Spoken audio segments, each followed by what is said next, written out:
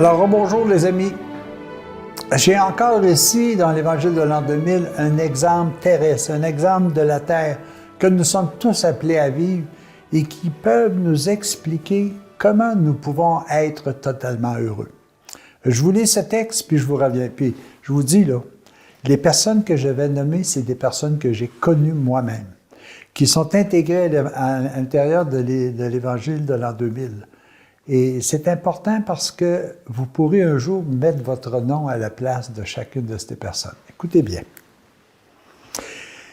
Il y avait un jour une femme qui habitait dans une chaumière avec son mari et ses 2 enfants. Ils vivaient pieusement et ils étaient très pauvres et dans une condition voisine de la misère. Un jour, la femme tomba malade, gravement malade. Les voisins qui connaissaient sa situation financière s'empressèrent auprès d'elle et de sa famille.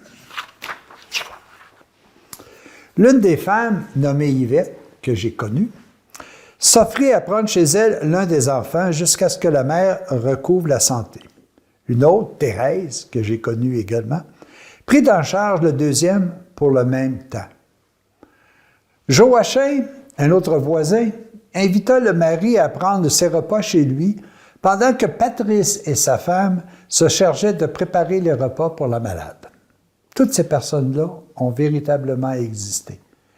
N'oubliez pas que vous pouvez être cité à la place de chacun de ces noms-là.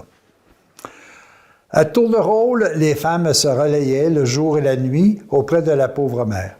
Pendant ce temps, un autre groupe de voisins s'entendait pour acheter les remèdes nécessaires à la malade.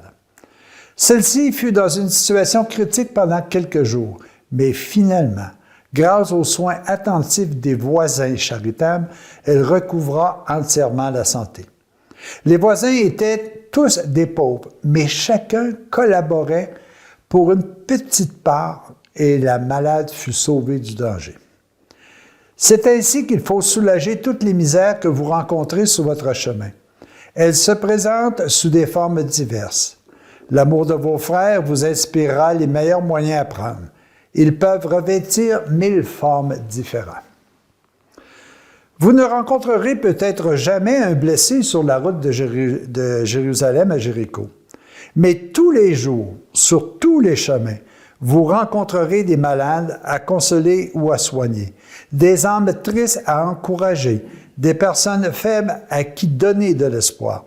Vous rencontrerez des âmes qui ont besoin d'un bon conseil ou qui attendent de vous une parcelle de vérité, un doux rayon de soleil qui illuminera leur âme enténébrée. À tous ceux et celles que vous rencontrerez, chers amis, apportez un rayon d'espoir. Apportez la chaleur de votre amour, le calme et la paix divine qui règnent en vous.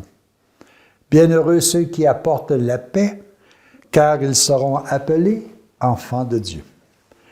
Ce que je trouve extraordinaire, moi, c'est la puissance de l'unité de ces 5 personnes que je vous ai nommées tout à l'heure. Ensemble, ils se sont unis vers un seul et même objectif. Ils sont devenus des partenaires dans le bonheur d'un autre. Et sur la terre, vous le voyez très bien, cela existe encore. Et puis regardez les gens qui travaillent dans des situations où d'une façon communautaire, ils aident les autres, combien ils sont heureux. Combien ils sont joyeux de se rencontrer, de partager, de travailler ensemble. J'ai des exemples très présents à l'esprit qui me viennent, là, comme par exemple chez moi, les gens qui s'occupent du service de la popote roulante pour ceux et celles qui en ont besoin, du service d'entraide, des différents clubs, des associations des Chevaliers de Colomb, des clubs Lyon, de tous ceux et celles qui se réunissent bénévolement et qui ont comme objectif de rendre les autres plus heureux. Si vous voyez, si vous êtes capable de percevoir la joie qu'ils ont de se rencontrer, elle est déjà supérieure à la joie qu'ils éprouvent lorsqu'ils ont réussi à aider quelqu'un. Hey, on est une bonne gang. Je vous donne un exemple. Il y a quelqu'un qui un jour a donné une collection de thèmes. et cette collection-là, c'est des milliers et des milliers de thèmes, à une œuvre de bienfaisance. Et les gens se sont réunis pour mettre de l'ordre dans cette collection-là. Ils se sont appelés d'ailleurs les timbrés. Mais ils sont une dizaine de personnes qui se réunissent. Et là, c'est le plaisir de se réunir et de travailler pour une même cause et de pouvoir dire que ce qu'ils font, ça sert à aider les autres. Alors, imaginez-vous si on se donnait tous un peu comme objectif un jour d'épouser une cause. Si on se donnait tous comme objectif de se regrouper afin de mieux servir ceux et celles qui nous entourent, et ça gratuitement. Je peux vous dire que vous allez vous créer un fonds de pension extraordinaire. Pourquoi? Parce que c'est à l'intérieur de cette unité-là, de cette communauté-là, de cet esprit-là, que vous trouverez le bonheur, que vous trouverez l'utilité de ce qu'il y a à l'intérieur de vous, de cet amour qui ne veut que se partager avec ceux et celles qui l'entourent. On se partage, oui, vers un objectif qui nous est commun, mais on se partage aussi dans la rencontre avec une personne qui est dans le même domaine que nous.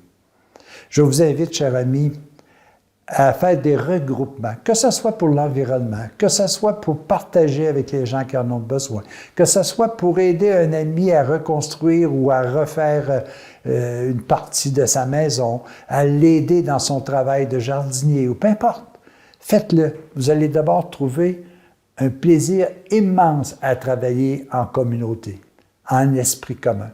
Puis en plus, vous allez trouver aussi la satisfaction de pouvoir aider les autres dans un objectif qui nous unit.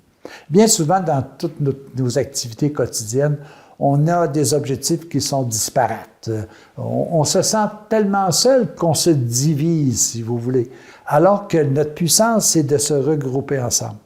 Imaginez-vous s'il y avait 8 milliards de personnes sur la Terre, puis qui décidaient juste de laisser sortir d'eux une petite pulsion d'amour ensemble.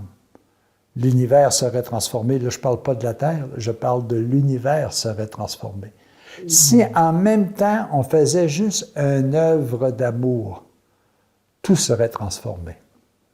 Alors, les amis, seuls, on a une certaine puissance. Ensemble, on a d'abord et avant tout le bonheur de se rencontrer, mais on a une puissance qui n'est pas 2 fois plus, parce qu'on est 2. Non, c'est 2 à la puissance 2. Imaginez-vous si tout simplement au Canada, on se disait on s'unit pour telle optique, pour telle orientation, nous aurions 1 à la puissance 4 millions. Imaginez-vous la puissance que ça donne. Puis je vous mets au défi de l'essayer. Vous allez vous apercevoir que lorsque vous travaillez 2, 3, 4 ou 5 ensemble, vous êtes beaucoup plus puissant que juste 5 personnes qui travaillent individuellement. Bien réfléchir. Puis l'exemple qui vous est donné ici, on a trouvé une cible, c'était d'aider une famille qui était dans le besoin. On s'est réunis 3, 4 familles différentes, on avait le même objectif qui était d'aider, et tout le monde que je vous ai nommé en sont ressortis grandis, plus heureux, contents d'avoir réalisé. Et en plus, ils ont découvert à l'intérieur de chacun d'eux des puissances et des forces qu'ils ignoraient antérieurement.